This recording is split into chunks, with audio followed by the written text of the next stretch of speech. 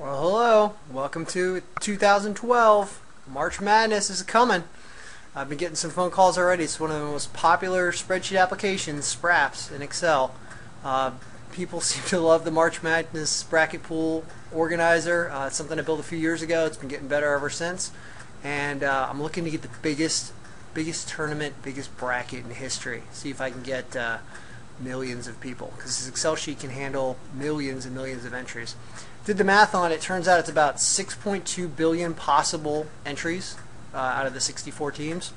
That's how many different combinations you can get. There are about 7 billion people on the planet, so you don't have to get everybody on the planet to fill one out, or you could fill out multiple brackets yourself. Anyway, this is how it works. Try to get this in under 5 minutes. This is a blank bracket, and this Excel file called 2012 bracket sprap. There's really two files involved here. There's a file that you, as an organizer, if that's what you're going to do here, a file you're going to send out to all the people to have them fill it out, all the entrants in your tournament. And then there's also an organizer file where you dump everyone's results. So basically, this is how it works. When you open it up, you're going to see this blank bracket page. And on this bracket page, it may look a little bit familiar. It's similar to other brackets that you've seen that handle this tournament. First thing you're going to do, or the entrant is going to want to do, is going to type their name up top here in cell B2. And what you're seeing is last year's seedings, because the 2011 or 2012 Selection Sunday has not happened yet, so the setting is not set yet for the right team. So I'm just showing you these teams from last year, and I added a little enhancement to this year, which shows the current rankings, which are over here in this NCAA ranking sheet. Current rankings of teams, up to 1 to like 345, I think. This shows where they're ranked. So like Ohio State is ranked number 4th right now. Texas San Antonio, that was in the tournament last year, they're not even ranked, so they're higher than 350 right now. When the final teams are announced on Selection Sunday, I'm going to go through here and apply the correct teams, but you can even do it yourself. It's pretty easy. Say Alabama ends up being seeded here, you just click that. As you can see, that might be possible because Alabama's ranked 31st right now. But these little drop-down menus, you click on any of these teams, you're going to be able to change the team and put in any team from the NCAA list there. Now, but you generally won't have to do that. When Selection Sunday rolls around, I'm going to update this bracket where all the teams, and once these are correct, this is what people do to fill it out. It's pretty simple. They go into any of the blue cells here, and they start choosing the winner, and it's going to give you what's called a data validation, which is going to choose one of the two teams that's to the left or that are feeding that game. So Ohio plays Texas San Antonio in this fantasy tournament. So say Ohio State wins, then it would be George Mason versus Villanova. You're saying Villanova's going to win, and then when you keep going to the right, these continually get filled in, so it's easy and it shows you which teams to pick. I won't bore you through going all these right now. You can go to My Entry, which I filled out all of it to show you what happens once it's fully completed. This is just a sample fully completed. Down here in black, all the results are mapped to a game number. There's 63 total games in this entire tournament, 64 teams. Kind of cool. The result, the team that you pick up here, ends up showing down here. And this is going to be your list of winners for each bracket. Now, all you have to do, once someone filled this in and sends it back to you, is you grab this entire area right here,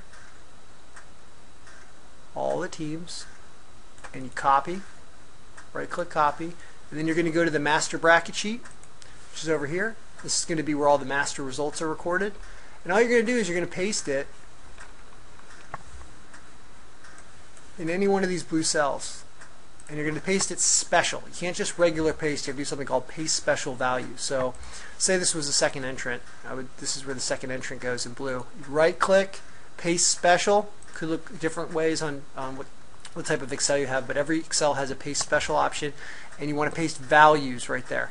If you paste regular, it's not going to do the right thing. You need to paste values. So when you paste values, then all of a sudden this gets populated, and now this is what makes it so easy. All you have to do when the actual results come in, say that this was an actual game, the first game, if Ohio State wins, you just click Ohio State right there. And what happens is it knows down at the bottom who chose Ohio State. Nobody did. And it awards points based on what they choose. So like, let's choose George Mason for the second game, because both of those entrants have George Mason. Choose George Mason, you can see that a point shows up because for each of these entrants. your point structure, you can set it up totally yourself. Here's where you do it. There's each round. You see round 1 is right here, round 2 is right here, round 3 is right here.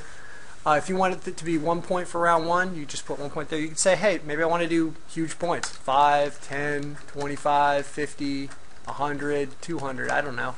It will automatically change down here at the bottom. As you can see, it's awarded 5 points now for George Mason's win. But I like a simple doubling structure, 1, 2, 4, 8, 16, 32. It's kind of nice. So that's all you have to do.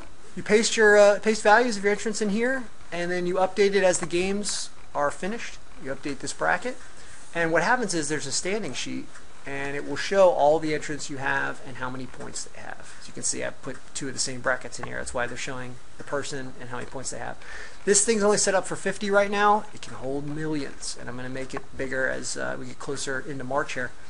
But that's the skinny of it. It's a really cool tool. You don't ever have to do this by hand and add it up. It's a waste of time. It's boring. It's annoying. It's frustrating. People get angry if you screw up their sheets. This is the way to do it. If you got any questions or you want a copy, you can always give me a call or shoot me an email, and I will help you out. So there it is, 2012 pre-March Madness right now, but it will be fully functional and ready to go when the tournament starts. So